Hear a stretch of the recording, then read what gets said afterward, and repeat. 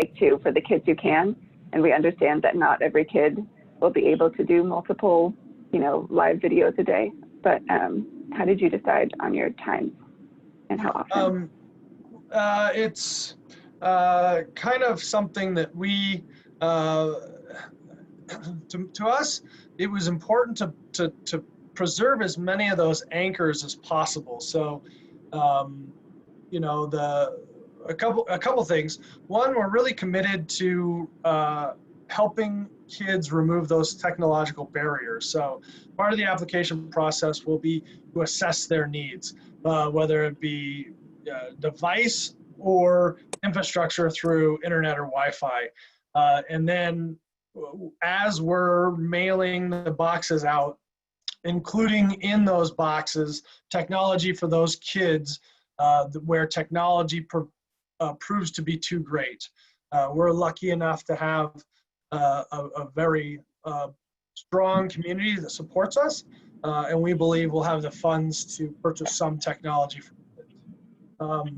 Two, we feel like 2:45 or 2 1-hour live sessions throughout the day, and then a link or two to other pre-recorded videos via YouTube for doing a craft or how to, maybe it's cooking lessons or kind of a dinner and a movie type thing. Some things that they can watch on their own. We believe that 3 hours-ish of programming, 1 live and then 2 non-asynchronous or 2 synchronous and 1 asynchronous is about the max of what kids can do in a day. And if we spread that out over the day, we felt like 3 hours was a good number to come to. Thank you.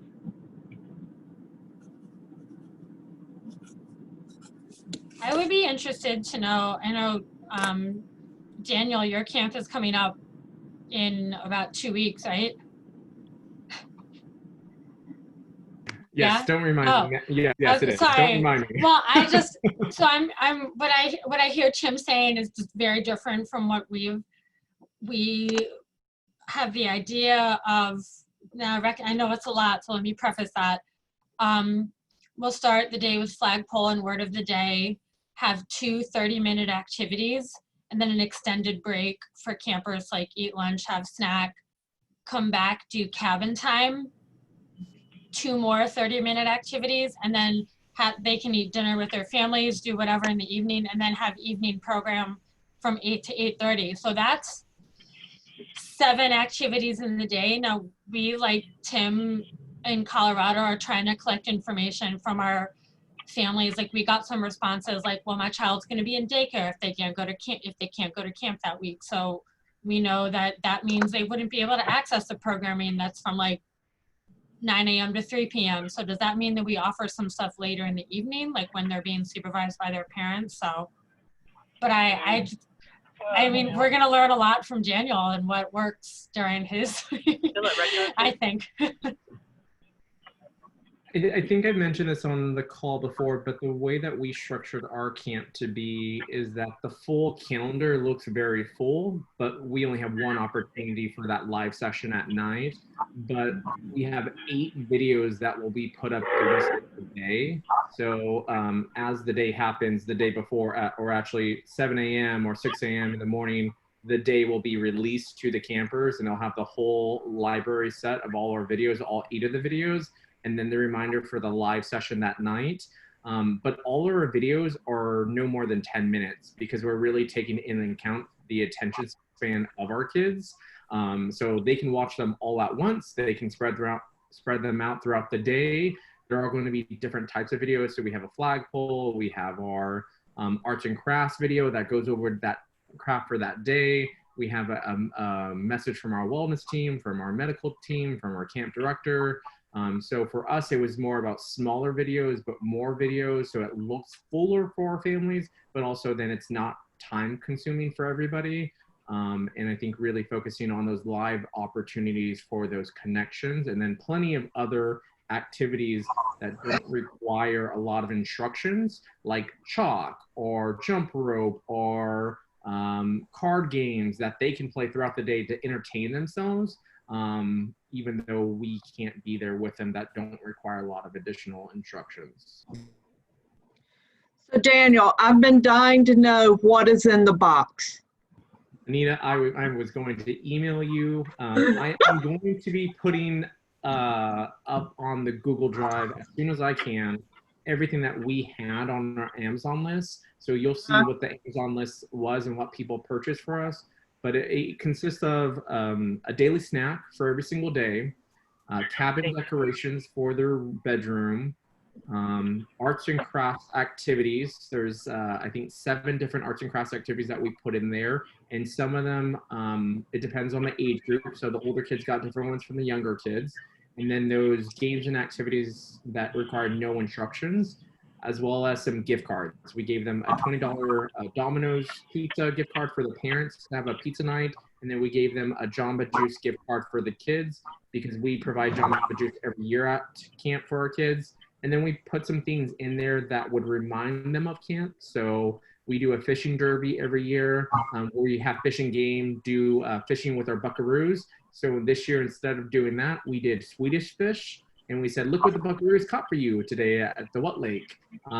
We do a chili cook-off at camp every year. Unfortunately, we can't do that. So we did bags of jelly beans. And we said, instead of chili beans, we got you jelly beans this year for a chili cook-off. So we try to incorporate things that remind them. We have archery and BB guns and riflery at our camp. So we did water guns instead. So we just, a lot of things is just about labeling. So everything, like each day is in a separate Ziploc bag so they can pull out Monday's day, and everything from Monday will be included in there. And then we are labeling and putting stickers on everything to explain what everything is when it is in the box. In addition, we're including flash drives. So if they don't have access to internet, they can still watch all of our pre-recorded videos on that flash drive. The one thing we're most considering right now, and this is in the box and out of the box, is we do work with a good population of Spanish speakers and how we can support them. So we're trying to figure out what does that look like in live opportunities like Zoom. So we're thinking about possibly doing some translations within the chat function of Zoom, which will maybe a little difficult when it comes down to the breakout rooms, because I don't think you can do different chats in different rooms. But we are doing all of our translations for the arts and crafts, and then we're working on a sheet that talks about how you can we're uploading all our videos onto YouTube, and there's a function in YouTube where you can do subtitles. So although it will be in English, we're teaching our families in Spanish how they can access subtitles onto those videos so they can listen to what we're doing. That's the only language that we predominantly see, but you know, it's definitely a factor that's thrown a wrench in our whole game plan right now. Daniel, a side note on that, I read a little bit about doing closed captioning as well for the live Zoom conferences. So they have, you can basically hire someone to close caption in Spanish as you go. Do you know if that also works for breakout sessions? Probably, I think you would just need to put the translator in the same breakout session as the Spanish speakers, so they could go along with that. I read a short article on it, so I don't have all the answers, but that just might be something to look into. Perfect, thank you. No, that's helpful. We have a large population from kids who live in Mexico. That's the other factor we're having to consider, is we're shipping boxes internationally now because they were treated in California, but they live in Mexico. So we allow them to come to camp, and now we have to send things to Mexico and hope that they actually get to them.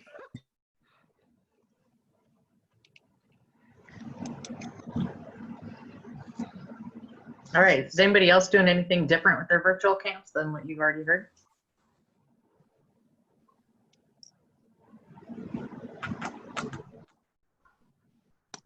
So one other, go ahead. I'm sorry. I didn't know if Paul had already said anything about what we may be doing out of backpacks or not. I did. Okay. Which is basically the camp. Late, I'm sorry. Yeah, right. We are going to do They had a a busy book day. club with we're going to provide a book that the family can read aloud with some discussions that might kind of lend to kind of family discussions. I haven't picked the book yet, going around and around with that, but we are going to do that. And then we are also we do cabin codes of conduct. And so we're going to include a little article about how do you create kind of a code of conduct, how do you create rules that everybody feels like they can live by, and encourage the families to create a camp at home code of conduct. Might be an interesting discussion for families on kind of that idea of shared governance and cooperative rule making. I'm still working on that.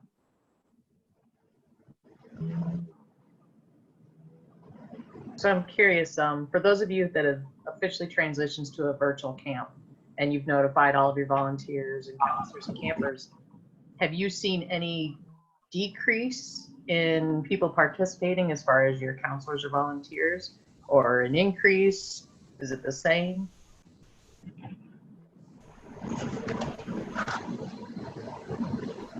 Hi, I was going to say something real quickly. I'm Leilani. I'm with San Diego's Burn Institute. We do a camp every year in addition to other things that we do. This is the first time that we are doing a virtual camp, but today is going to be our second meeting with our counselors as a whole, because I did 3 small group sessions with all of our counselors that were signed up to volunteer.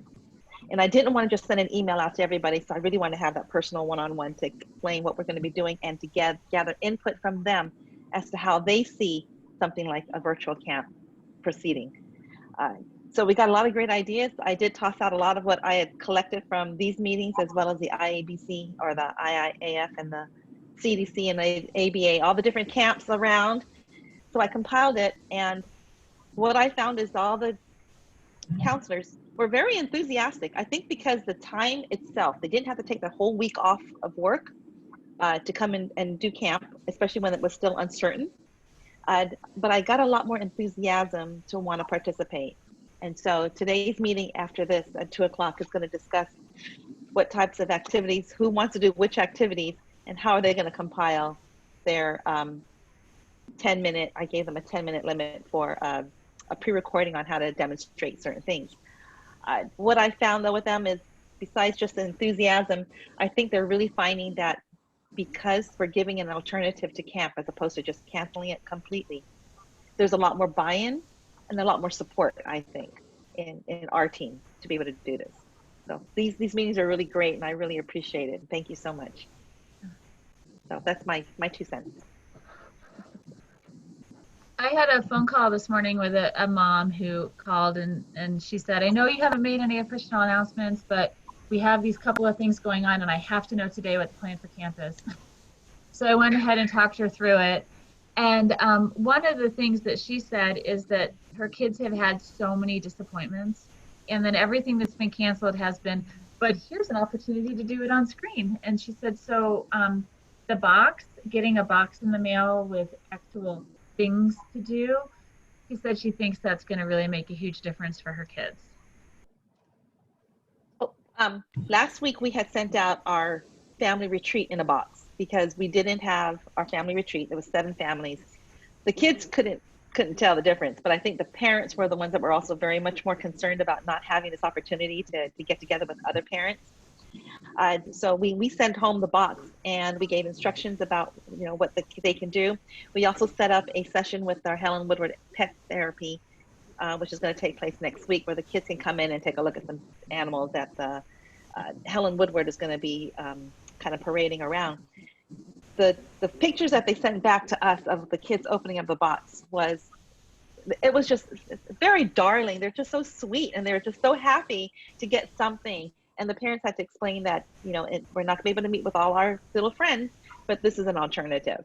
But yes, Kristen, it's true. A lot of the parents are really upset that it's not going to happen. Next week, Thursday, we're actually driving up to our campsite and try and do a live recording or a pre-recording at the site of camp and explain that we're not canceling camp, but we're just postponing it because we're going to make it even bigger and better. But we didn't want to just send a letter to the kids either. So we're doing a pre-recording of the postponement and trying to get the kids all riled up and excited about what's to come in their box.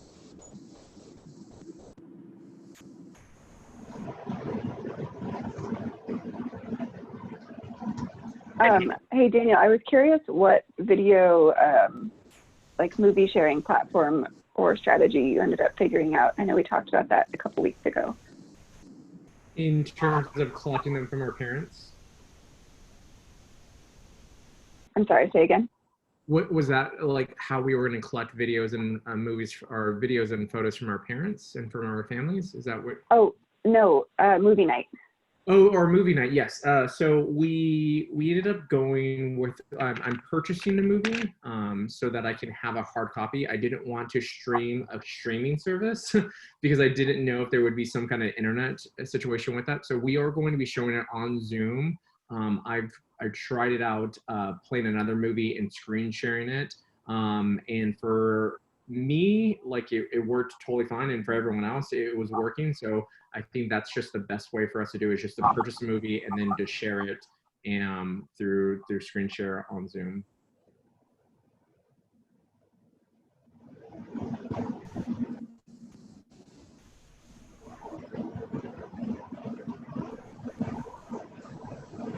Danielle, did you decide what movie you're gonna do? Our theme this year is Inside Out, so we're going to be playing Inside Out this year. It's I just like rewatched it and I was like, oh my gosh, this is such a perfect like movie for this year. So we're really excited. And we just had our wellness team, which is our mental health team, a child life specialist and our therapist, do all of our videos, and they dress up every single day in different colors to have it. So it's really cute, and they like reference the movie and talk about the emotions. So it worked all together. I appreciate, I'm going to interrupt a second. I appreciate the invite, and hopefully next week I will be off the road, but I have to leave. Oh, we are not.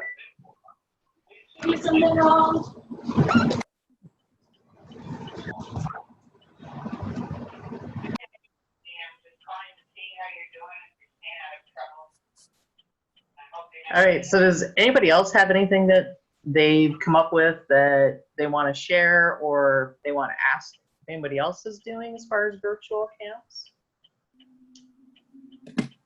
No, I'm appreciating what I'm hearing. So I do a question for Leilani, actually. You mentioned, the volunteers don't have to take the week off. Are you going to still structure the camp for the full week? Yes. Yes, Paul, we're structuring for the whole week.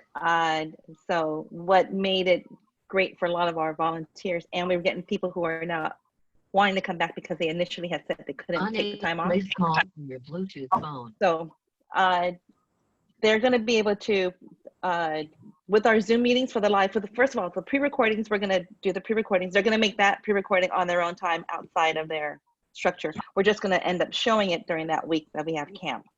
Yeah. The live events, we're still working out the details on the live events and who's available for that. Because our volunteers are healthcare professionals. We got some firefighters that are in there. We got child life specialists. Some of them have different schedules. So we're working with their work schedule, who's going to be available for what, and then right now we're working on our agenda for the week. Mm-hmm. But we're expecting everyone to have some form of participation. I don't expect all the volunteers to be there every day, all the time, but the idea that they can Zoom in and participate wherever they are at physically. We have some people that are working out in Vegas, so they don't necessarily can come to San Diego. So they're able to Zoom in and do some of their sessions with us that way. Very convenient. Can I ask the group, for those who are doing live opportunities, what your camper to counselor ratio is for live events? And have you considered that?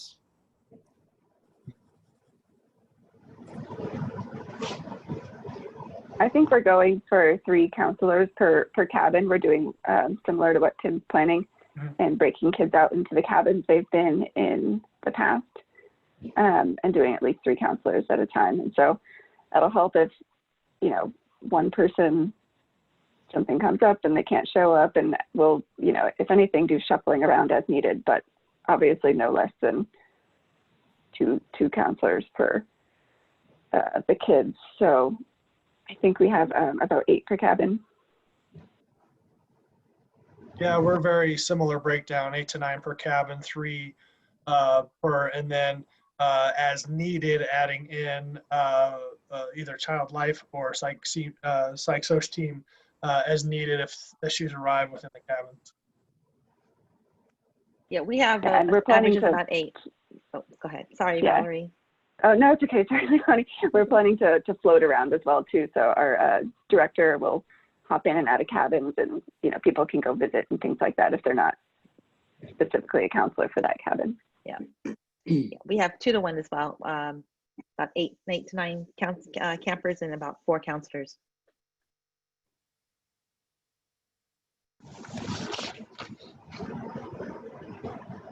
For those of you that are having live events, have you set any parameters or created any training for the volunteers that are participating in that, so that you have all your ground rules and everything set for them to be part of it?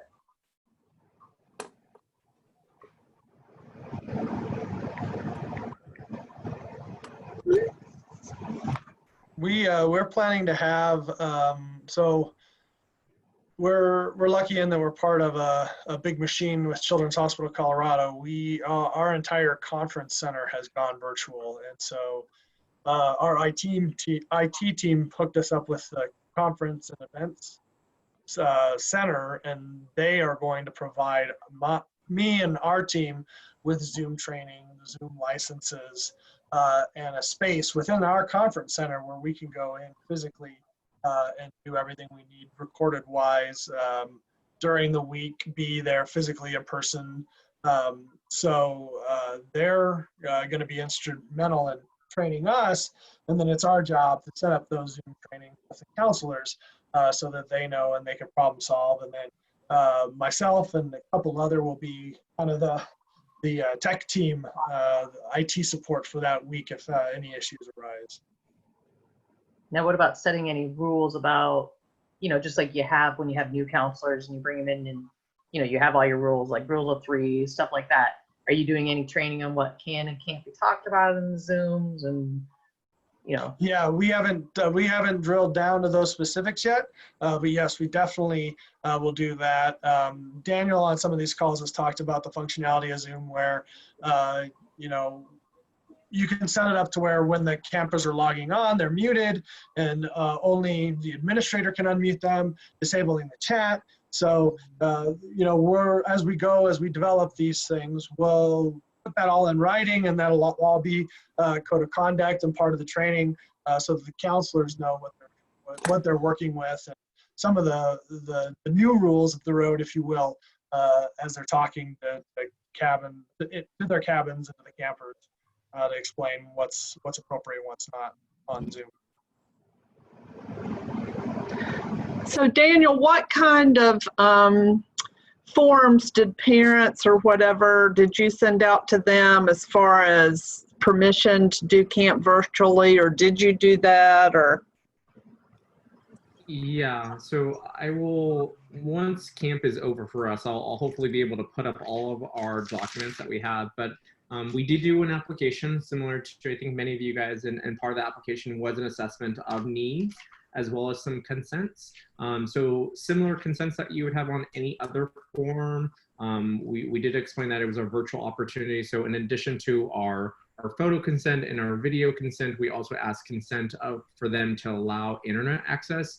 And we were really, I think, concerned on the wording of this in particular, is that we wanted parents to understand that their kids would be accessing the internet, and we were asking them as a minor to access the internet. And 2, not only are they accessing the internet, but they were going to be on a social media platform, because technically that is what Zoom is classified as. And that we encourage them as the parent of a minor to be in the same room and to monitor what was happening during that conversation and participation with us, and that the Burn Foundation does not by any means endorse or encourage kids to be on their internet without supervision of an adult. So that's what the statement was, and they had to agree to it. We will be sending some additional documentation to the families now to explain, one, the dangers of social media, the dangers of internet access, and that the only time in which they will be able to actually engage with the foundation in a sanctioned opportunity is during that 7 to 8 p.m. time slot the whole week of camp, so that the parents knew, based off of all our policies, that counselors cannot interact with campers outside of that, and just reminding them of already our existing policies that we have. So there's some additional things that we're going to be giving them too, in terms of like video sharing and other documentation that we want to explain with them what that looks like. But we do have some other forms that will be mailed out to them, just talking with them about how to access Zoom and what that looks like, and any other questions that they may have of the week.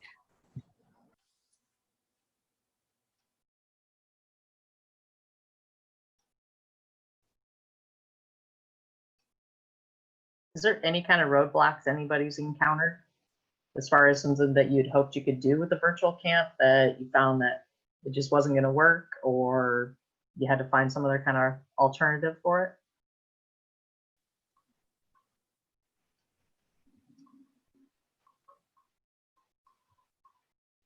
And if not, that's awesome. I think the main. Go ahead, Madeline. Was the question if you were like thought you might do something for virtual camp, but then realized it wasn't going to work for you? Yeah. Oh, okay. I think that I just, in the past like week and a half, I've really had to take a step back and evaluate, like, I've been hearing all these, like, all these are great ideas, and obviously there's a lot of information floating around about virtual camp and like what other camps have had success with.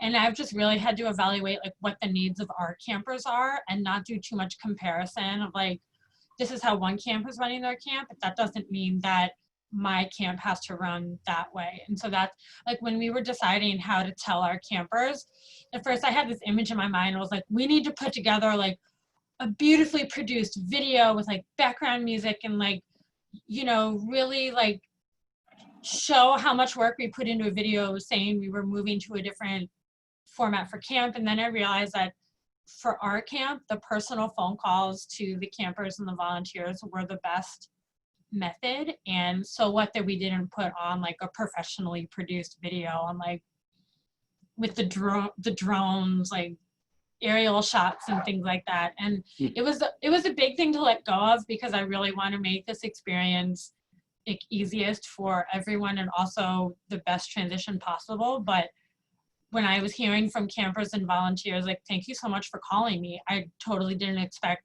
that. I thought I'd just get an email about it. I was like, of course not. We recognize how momentous this is. So being able to find that middle ground of like best practices from other camp and making it fit my camp has been helpful. I think that's really a very true statement, and I don't know how many people are part of the call or part of the Federations of Burn Foundation's webinar on Tuesday, but I think we're all doing things differently. And I even on the chat, someone's asking about adult camps and adult programming. We all have different demographics of children and of people that we're servicing. So we really have to tailor what's going to work for our individual camps, and that there's no gold standard. There's no, this is the best thing to do. Is that you really got to figure out what's going to work for your community. And I applaud those that can do full day programming all live, and that they're planning on JD is shipping out like probably thousands of dollars per child in her camp in a box. Like, it will do whatever you feel is best for your own camp. And I really think that's a very true sentiment that we all should hold on to, that we all have our own limitations and we all have different populations that we're working with.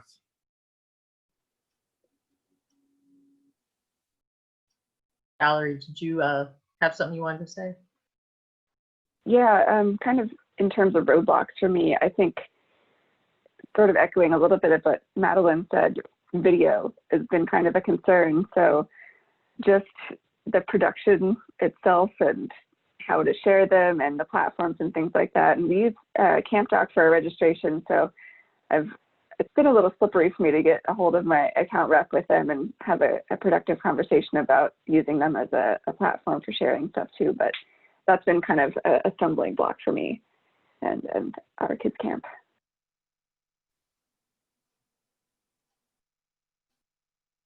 Still to be determined on how we fix it, but I think there's lots of ways, and we just have to figure out how to best, decide on our privacy and the mobility of sharing the videos and things like that. Right.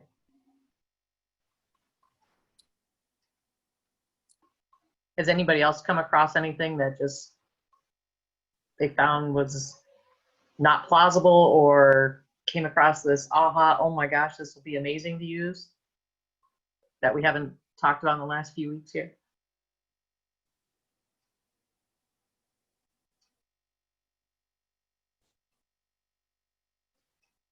All right, well, does anybody else have any questions or want to address anybody else, ask them about their camps, what's going on? We have some people who haven't talked yet. I have talked, but I'm going to talk again. Sorry. That's okay. I haven't looked at it yet, but apparently the ACA has put out a company that actually does virtual camp or whatever. So I don't know anything about it. I just know it was on the ACA website. One of my staff showed it to me, and they were going to look at it. As a hospital entity, I don't know that that's going to be something that we would be able to utilize, but it's out there. The other question I had is, so for the breakouts and having different things and the videos that you're going to put out or whatever, do you have a plan or a method about how you're going to see that content before it actually is released to children, so that you are aware of what all the kids are being exposed to?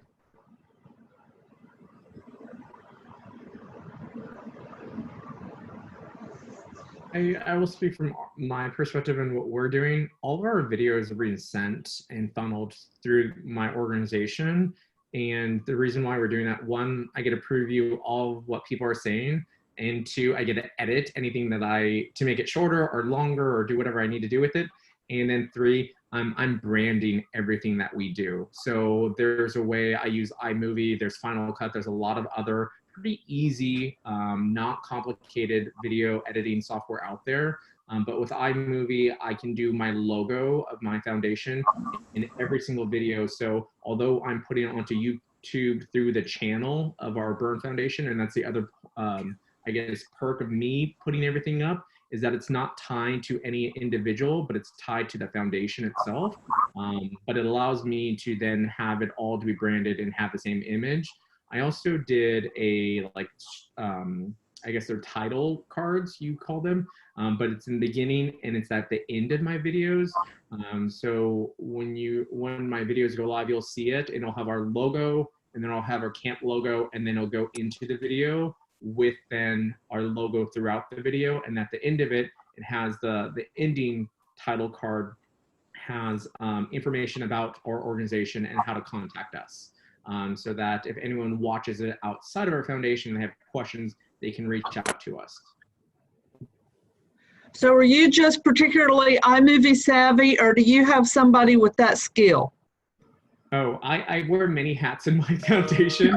And that's one of the hats is all of the video editing, flyers, and everything else. Everything loose in the organization gets put on my desk. So that's what I do, yes. We do have a tech team, though. There's about 4 of us, all of our volunteers, who feel familiar with iMovie, and I just sent them the same information. I talked about the transitions that I wanted in between the things. I took the title cards, all that, and we're working on it all together. But they're sending them to me, and then I'm uploading them and have the final look over them.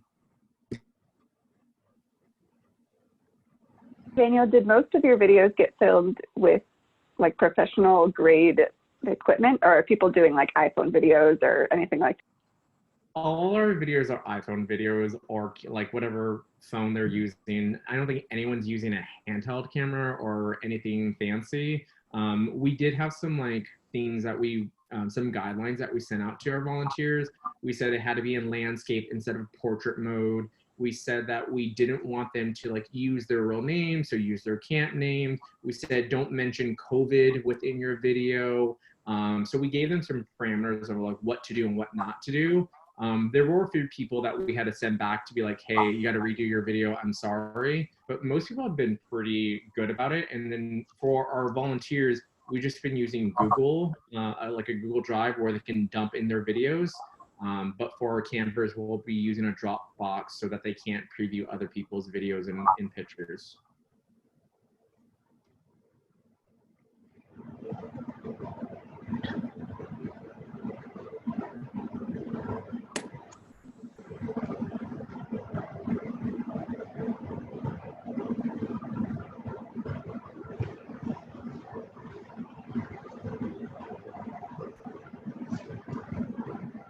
So Lori did put in the chat that she's wondering if anybody has ideas about a virtual retreat for adults. I wonder if that's something that we should save for our next discussion, or if anybody has any quick thoughts about that. We might, I just wanted to acknowledge that she had that question, but that's a whole big.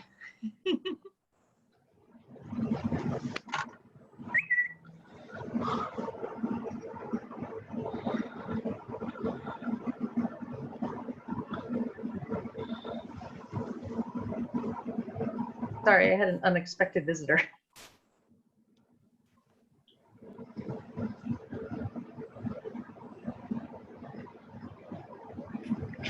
Anybody else have anything they want to share? Fun things they came up with? I don't have any fun things that we came up with, but just for our organization in normal times, right at this moment, our volunteer staff would be coming into the office and we would be getting ready to start camp in 2 days. So it's nice to jump on with some other burn camp folks while we're missing that. We're doing a few things this upcoming week, not a scheduled out like virtual camp, but we're doing like an opening campfire on Sunday and that kind of stuff.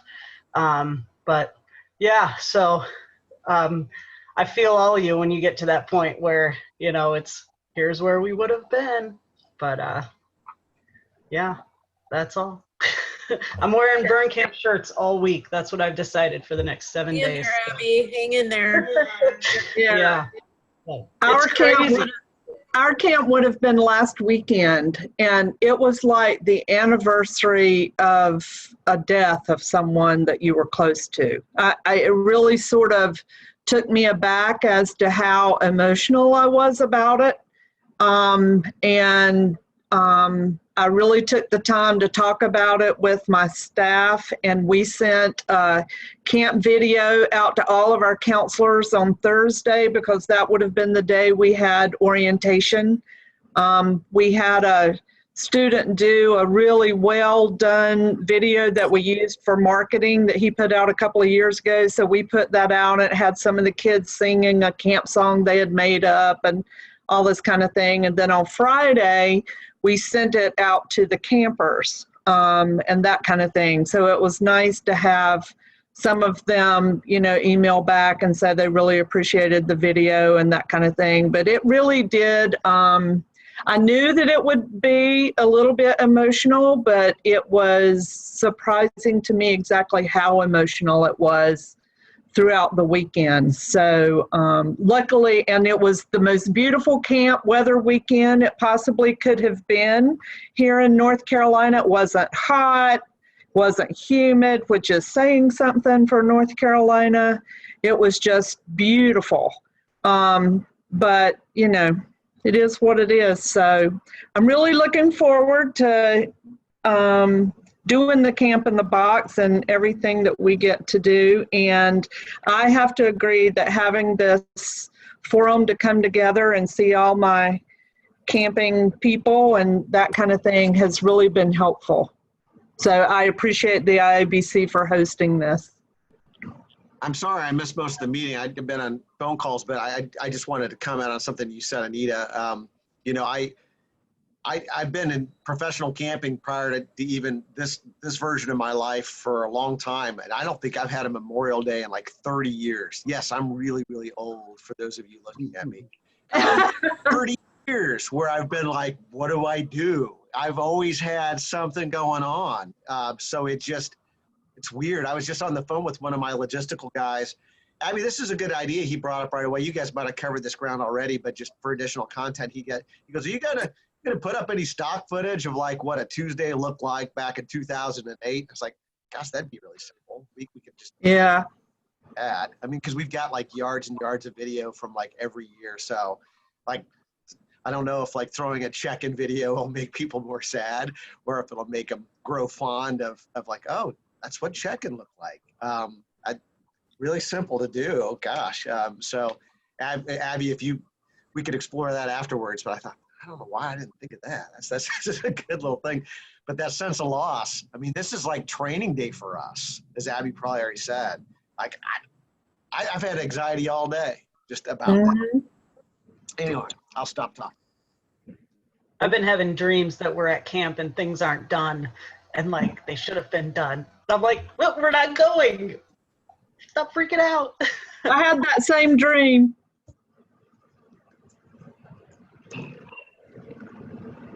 Kind of on that, I mean, as well as the campers all missing out on camp is a big part of all of the staff and volunteers. Have you guys made like your wellness teams available to them, be able to come together, kind of talk and get out some of their feelings about the transitioning, or if it's had to be canceled or anything like that? I've been thinking about that.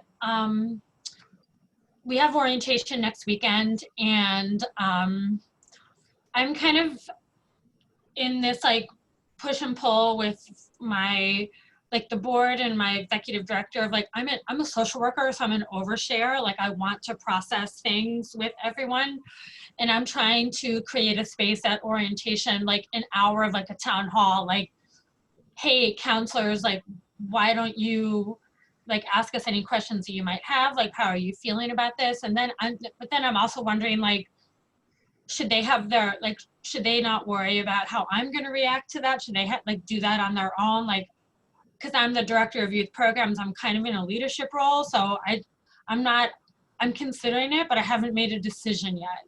Because I feel like, especially on Zoom, like, I don't have any evidence that it would get out of hand, but if it did, like if some strong emotions came up, I'm just not sure I would know how to handle that on a virtual platform. Mark, you've done. We offer parent cafes. Okay. Yeah, so mostly for like camper parents and stuff like that. We've had a lot of contact with our kids, but it's been more delivering messages rather than allowing that cathartic, like you said, the opportunity for them to kind of share and process. But it's been more like, you might be feeling this, and that's normal, and these are some steps that you can take for self-help and self-healing. But the parent cafes have not, I was expecting more folks to be present for that. You know, as Abby's shaking her head, I mean, we provided it, but it just hasn't been really well received. Maybe now that this is like camp week, if we were to do it again, it might be more so. The Phoenix Society actually came out with an LMS module on running virtual support groups. And I kind of joked with Jess Irvin that it felt a little bit like it was a graduate level course crammed into an 1 and 7-minute video. Daniel has a part in it. He teaches everybody how to use the Zoom platform for groups. I have a little piece on talking about running groups out of the hospital system. James Bosch has a piece. Who else has a piece, Daniel? Jen Harris, Megan, Tinny, Jess Irvin. Yeah, I think that's everyone. Yeah, so it's a free resource on doing virtual support groups, and you might be able to pull some wisdom from that. A lot of that, Megan Bronson contributed vicariously. It got pulled together very quickly, and it's impressive what the Phoenix Society pulled together. I'm sorry, what did you say that was on? What is that? Where is that located? You can find it on the Phoenix Society's website. They have a Okay. learning module system, and it's the running virtual support groups. They also have something on grief, addressing grief following kind of COVID, and they last night did a discussion roundtable on burn survivors and kind of COVID and maybe unique fears or struggles people are experiencing. So they've been doing a lot of things that might be helpful for our group as well. Yeah, I will just say we do online support groups, Mad Dog. So like that's been something that we've been doing virtually for a while. Actually before COVID even happened, but then we converted all of our other groups to virtual. So there's definitely going to be an element in which we're going to be embarking in that, where it's an optional support group where people don't have to sign up. Obviously, I think all this is optional because we can't control them showing up or not showing up, but that's going to be an element that we hope to offer. And then particularly we do a caregiver support group anyways, once a month. So we're hoping to really capture our families during that. I actually prefer facilitating online groups than in-person groups. For logistical reasons, not for human connection reasons. Human connection reasons, I love being in person, but logistically, like people talk over each other all the time, and they can't do that with an online group because you can mute everyone. You can cut down on some of the distractions. So it actually has been really good for those groups where you have the monopolizer who always talks and overshares. So there's some really great functions with Zoom or other platforms to do online groups.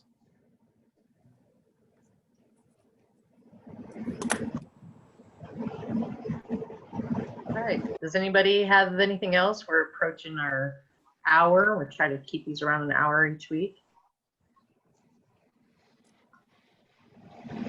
Well, we thank you all for being part of this and sharing all of your information. It's great to see everybody brainstorming together and trying to come up with stuff and making their camp happen however they can. Thanks, everybody. Thank you for facilitating us. Thank you all, and hope to see you next week. Happy Memorial Day. Happy Memorial Day. Bye, guys. Thank you. Bye. Bye, everyone. Bye. Bye-bye.